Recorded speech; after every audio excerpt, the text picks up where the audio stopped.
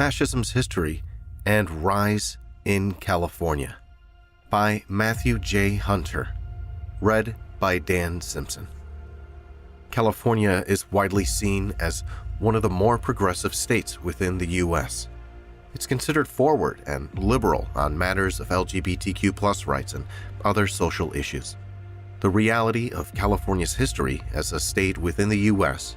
and its contemporary class antagonisms is one that's far more disturbing and reactionary than the image the ruling class likes to present.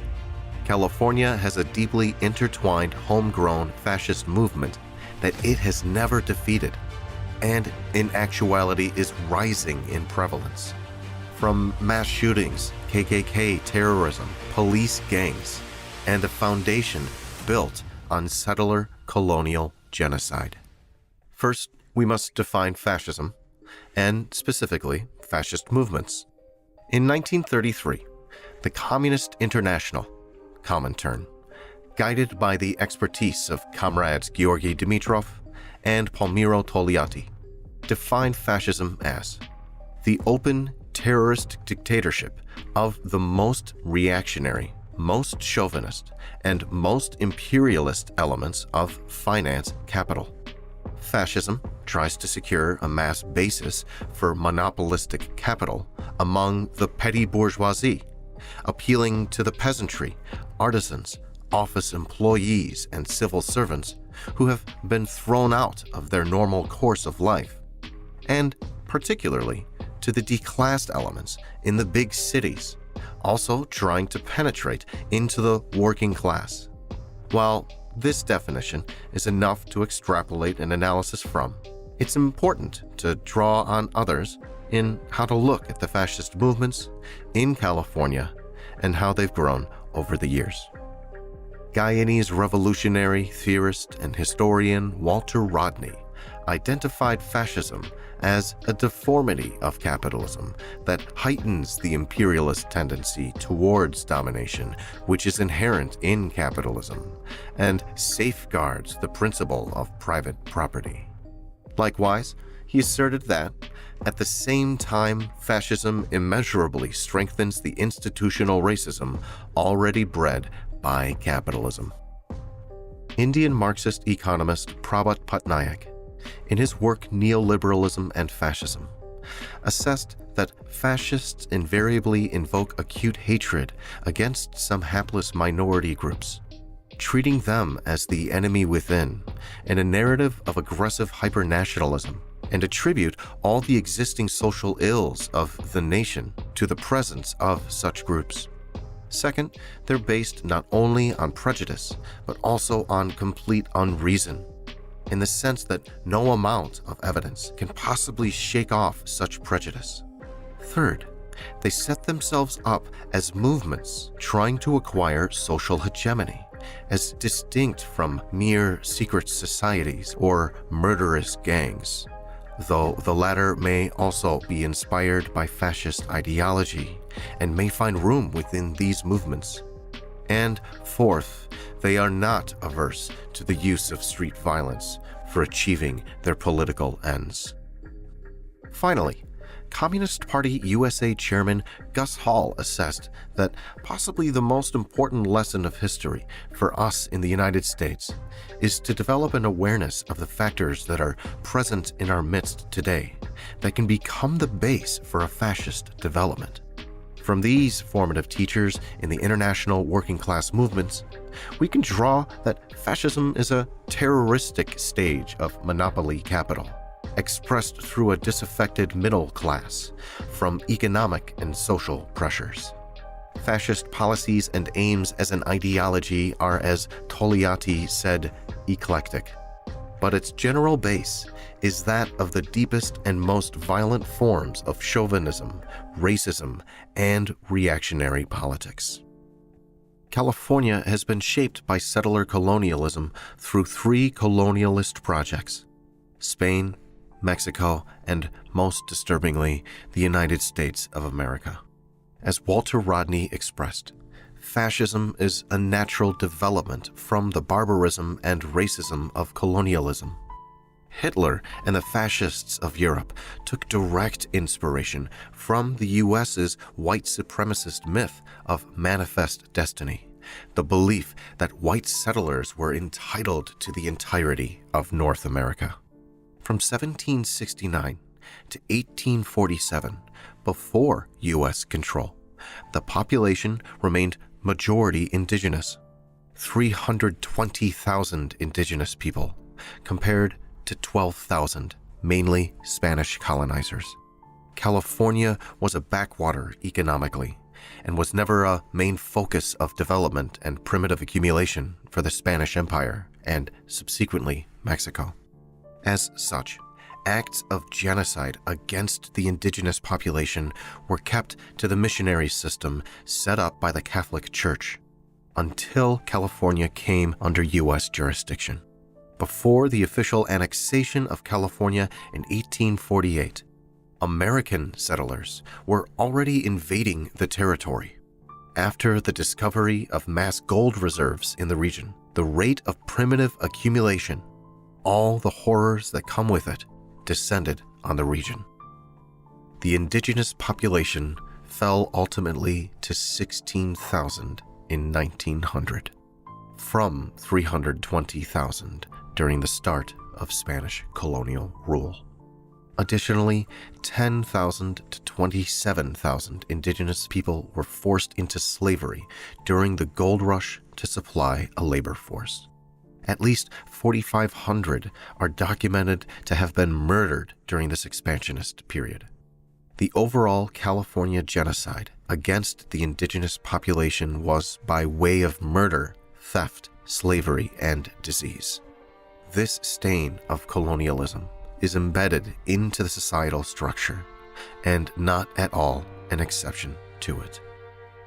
Part of the Treaty of Guadalupe Hidalgo that ended the Mexican-American War was the U.S. agreeing to protect the property and civil rights of Mexican nationals that stayed in the new annexed regions.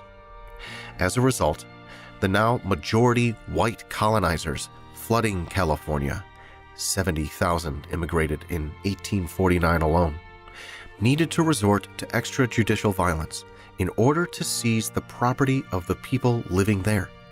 Mass mob violence against Mexicans became the norm. Ken Gonzalez-Day, in his research, determined there were 350 documented cases of lynching in California from 1850 to 1935. Most of the victims of the racist mobs that were now colonizing California were Latino as well. In a similar time frame in another study, California is close to southern states like Louisiana, 391, and Alabama, 347, in terms of lynchings. In the era of Reconstruction in the U.S., a proto-fascist movement and terrorist organization was formed in response to the social and economic changes brought on by the Civil War and subsequent constitutional amendments: the Ku Klux Klan. While predominantly seen as more active in the South, the KKK was also active in California during this era. The Democrat-led California government sided with the Union instead of the Confederacy in the Civil War, and it was able to avoid federal oversight that southern states incurred following the war, such as military occupation. The KKK and other racist vigilante mobs were able to thrive in California, which refused to ratify the 14th and 15th Amendment until 1959 and 1962, respectively. A major target of the KKK was also the new wave of Chinese immigrants seeking a better life in America as a result of repeated foreign invasions, a period known as the Century of Humiliation, which the U.S. took full advantage of. 3. There were a dozen KKK attacks in the state just from 1868 to 1870, mostly against Chinese workers, whose population represented now 10% of the state, but 25% of the labor force. That was seen as a threat to the now white ruling class and disgruntled petty bourgeois whites. This racism wasn't just relegated to paramilitary mobs.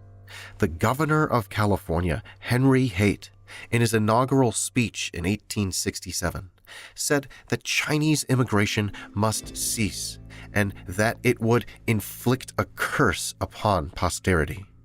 The horrible tragedy of the 1871 Los Angeles massacre, one of the largest mass lynchings in U.S. history, murdered 10% of the Chinese population in Los Angeles.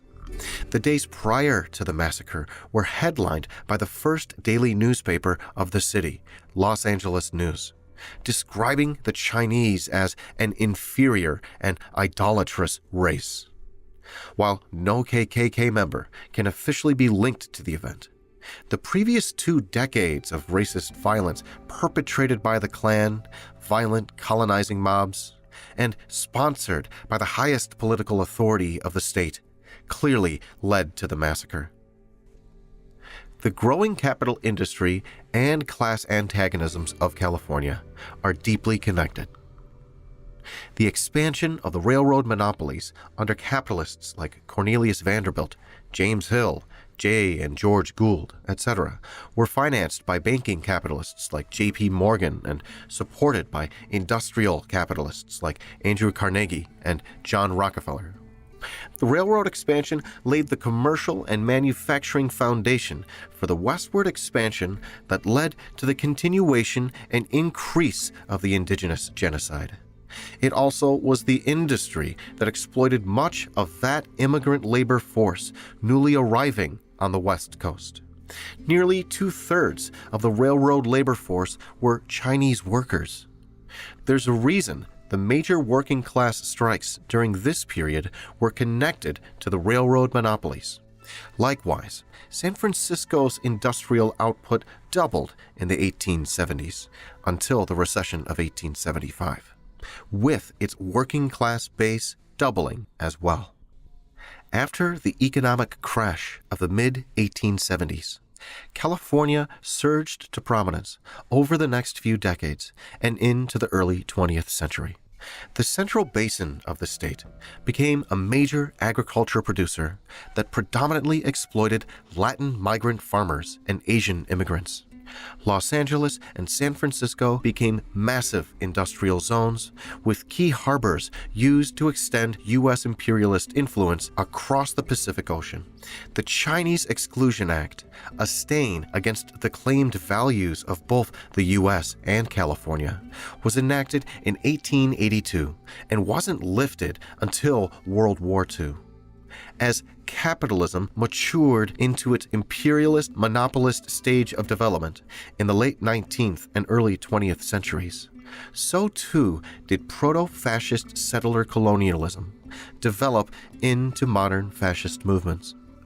In 1917, the split in the fabric of the capitalist order finally reached its climax due to the Bolshevik Revolution. Working class and oppressed peoples gained momentum worldwide, with communist parties forming everywhere in their wake. On the 1st of September 1919, the Communist Party USA would develop from this seismic shift in the class struggle, directly inspired by the great Bolshevik revolutionaries. Capitalism also had to develop to fight back against this rise of the working class in order to maintain its power, fascism. As Italy and Germany were the embryos for the modern authoritarian fascist state, it was quickly mirrored in the rest of the Western world to combat the international working class. In the 1920s, the KKK saw a second resurgence, and perhaps its peak with 2 to 4 million members in that decade. In California, the Klan gained monumental influence and political power. The city of Brea's first 8 mayors were members of the KKK. 6 out of 10 city councilmen from 1924 to 1936 were Klansmen. 50% of the city's treasurers, 50% of its marshals, 67% of its fire chiefs, and more were members of the Klan. In Anaheim, 20,000 Klansmen gathered to induct 1,000 new members. The anti-labor sentiments of the ruling class especially in places like Orange County, led to many working-class whites to be radicalized into the fascist terror group. 23% of the Klan's membership in California were oil workers, for example, following the demise of the Oil Workers Union. R.W. Ernest was the editor of the Orange County Plain Dealer, one of the main newspapers in Anaheim. Ernest used the pages of his newspaper to promote Klan ideas and activities. In 1917, Anaheim School District voted to segregate Latinos in schools and only maintain 2 grades for them. This act of racist segregation wasn't appealed until a 1947 decision, which ended all official school segregation in California. 1917 did see a legal win for indigenous people gaining the right to vote in the state. One of the more infamous cases of Klan violence was in the city of Inglewood, a city where KKK posters were put up all over the city reading "Caucasian only" on the 22nd of April, 1922. That night, 100 Klansmen attacked the house of a Spanish immigrant family, torturing and sexually assaulting them. Ultimately, the police arrived and a firefight ensued, wherein 1 Klansman was killed. LA County District Attorney Thomas Woolwine launched an investigation into the Klan in LA County and uncovered the sheriff and LA police chief had both been members. It became a nationwide scandal, and it exposed over 150 Klansmen to testify about the organization. It was a major blow to the KKK. As the KKK were ending their peak, the Nazi movement touched down in California. In 1933, the Nazis held their first public rally in the state. The onset of the Great Depression saw radical politics explode nationwide. The same economic issues that led to major working-class mobilization through the work of the Communist Party USA and other organizations saw the continued rise of the U.S. fascist movement. Both communist and fascist movements gained a potential base of supporters as normal, liberal, or eventually neoliberal politics failed to solve the capitalist crisis for the working and petty bourgeois classes. However, the former seeks it through rational scientific socialism, and the latter seeks it through irrational reaction and the worst kinds of barbarism and chauvinism.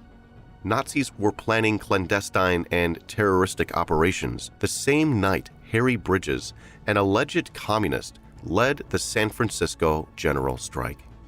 The plans by Nazi agents were to consolidate the fascist collaborators and organizations and unleash a wave of racist terrorist violence.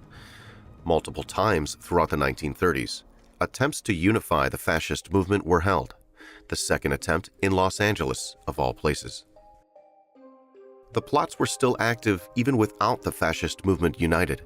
Plans to assassinate elected officials, raid National Guard armories, murder Hollywood actors, and so on. Plans to even use a fumigation company to kill Jewish families with poison gas, or mass shooting sprees in Boyle Heights materialized. The predominant targets were Jewish, Catholics, African Americans, who were quickly becoming a larger population in the state, and still Latino migrants and Asian immigrants. However, the person the Nazis deemed the most dangerous Jew in Los Angeles, Leon Lewis, would lead a citizens' resistance to the Nazi movement in California and would undermine their entire operation. Lewis was a veteran of the First World War and the first national secretary of the Anti-Defamation League. He received funding from Hollywood executives who were afraid of the growing Nazi threats against them personally and their industry. Lewis would establish a spy ring that uncovered the aforementioned fascist plots and led to the arrest of many of them and the overall dismantling of the fifth column threat on the West Coast.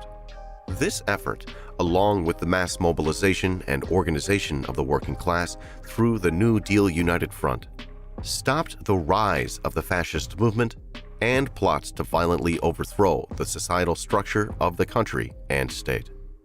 The defeat of the Nazi fifth column in the 1930s to 1940s did not defeat the stains of proto-fascism by way of settler colonialism in the United States and California. While there was a lull in full-blown fascist movements compared to the 1920s KKK Renaissance or the 1930s Nazi threat, the civil rights movement that took center stage from the 1940s to 1970s was met with the fascistic state violence of a settler colonial state. During this period of intense state repression on working-class movements and organizations, we see the Black Panther Party, Brown Berets, and other Marxist and leftist groups form in California and spread throughout the country. Key alliances with Cesar Chavez's United Farm Workers Union led to significant battles and wins in labor struggles between mainly Latin migrant farmers. As a result, the police forces in California took a more paramilitary and fascistic approach to combat this rise in black and brown solidarity and communist-led coalitions of workers. In 1970, the Chicano moratorium led 20,000 to 30,000 Latinos in protest against the Vietnam War and U.S. imperialism. This working-class movement was met with the first documented LA County Sheriff Department gang. The LASD gangs have become a national story and a constant news item for the country in recent decades. But the origins of their notorious reign of terror began in 1970. The Red Devils were the first documented LASD gang and started in East LA at the sheriff's station called Fort Apache.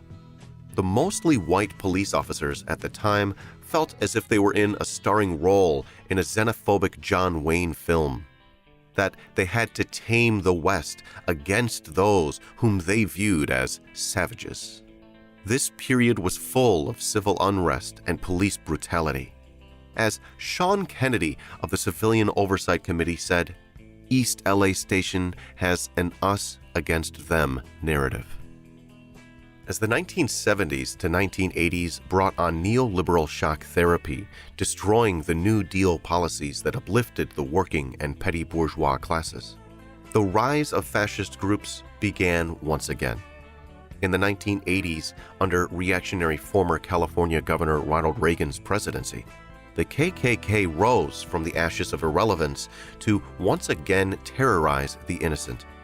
Tom Metzger, Grand Dragon of the KKK and the so-called White Aryan Resistance, formed fascist militias on the California-Mexico border for the purpose of torturing, assaulting, and brutalizing innocent immigrants and migrants.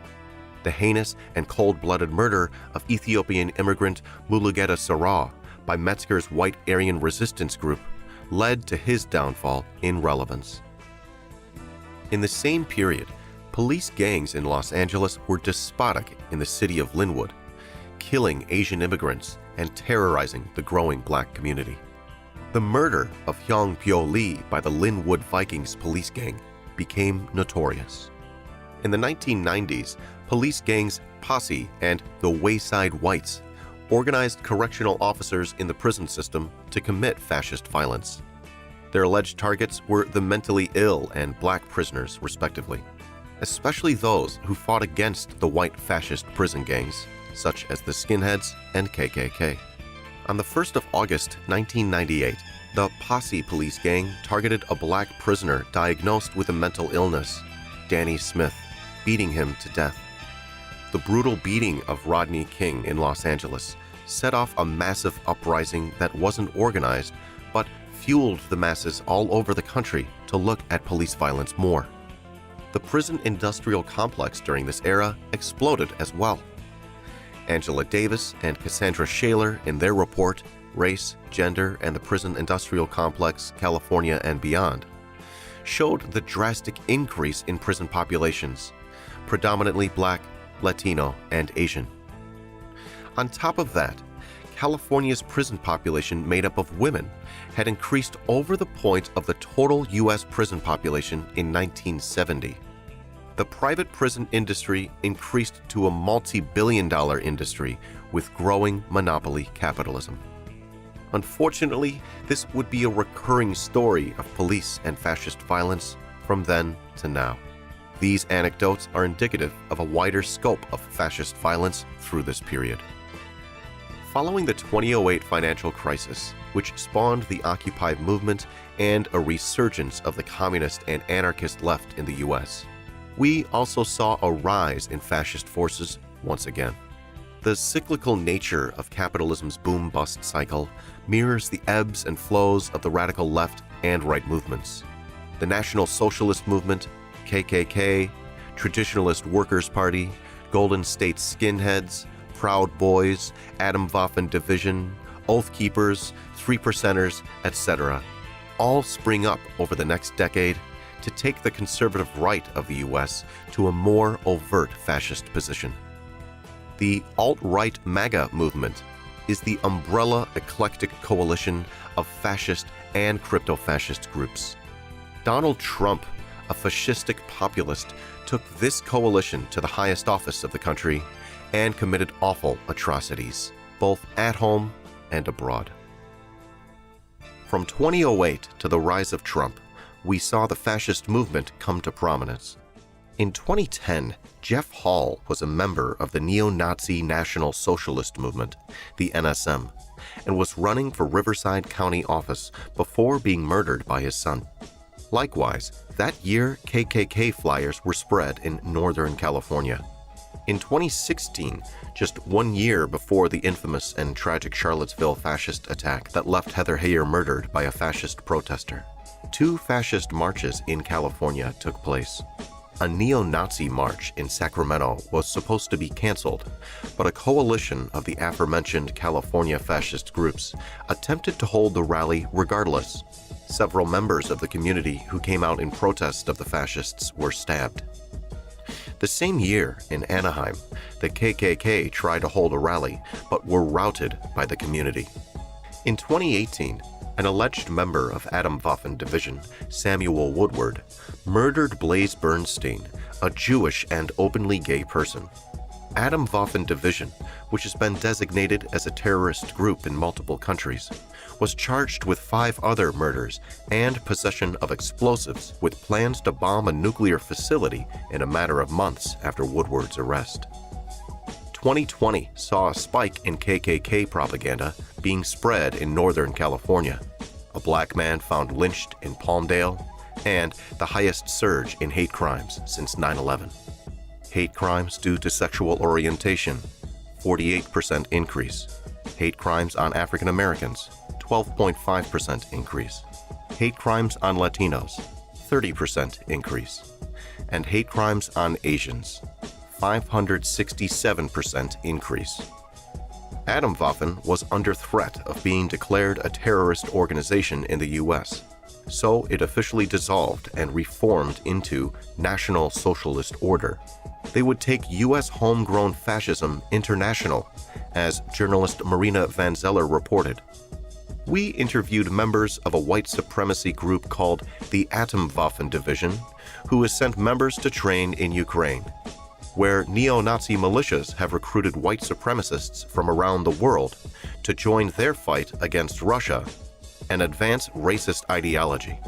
Atomwaffen, or NSO, sent members to receive military experience with the notorious Azov Battalion and other Ukrainian fascists a year before fascist groups like Proud Boys, Three Percenters, and Oath Keepers under the MAGA umbrella led the January 6th Capitol coup attempt.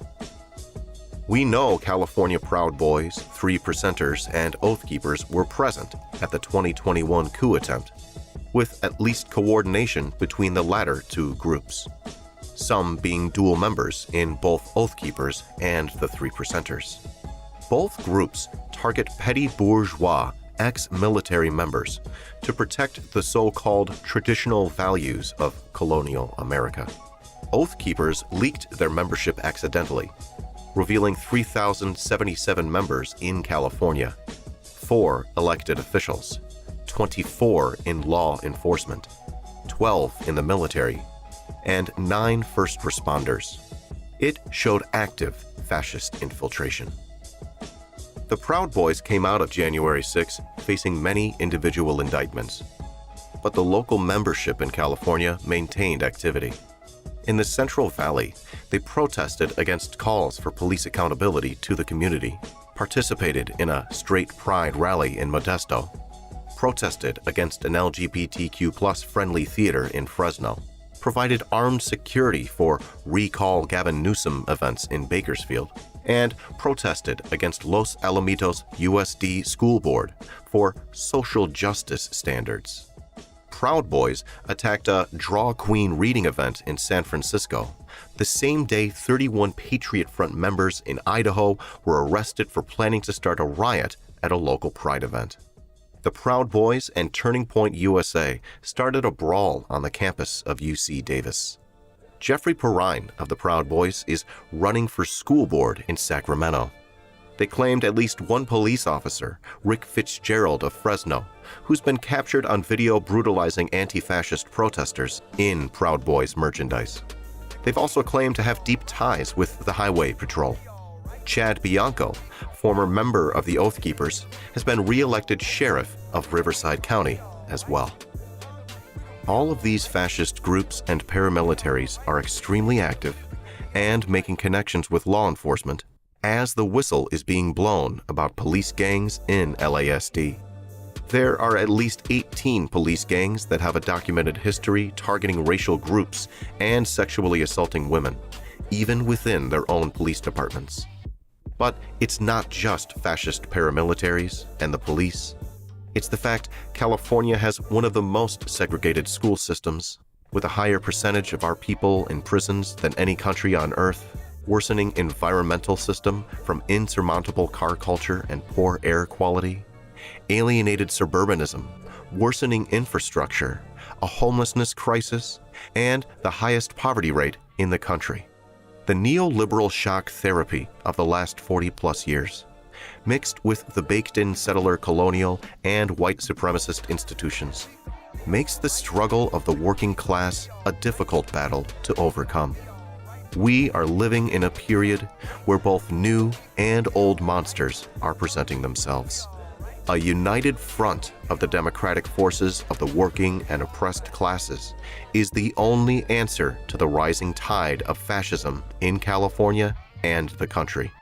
As fascist forces are actively participating in the electoral battlefield, so too should the Democratic United Front to mitigate the political harm we're seeing in California, or the quasi-coup attempt by state Republicans in Tennessee as examples. Protecting the democratic rights the working class has now and expanding them is vital to the class struggle.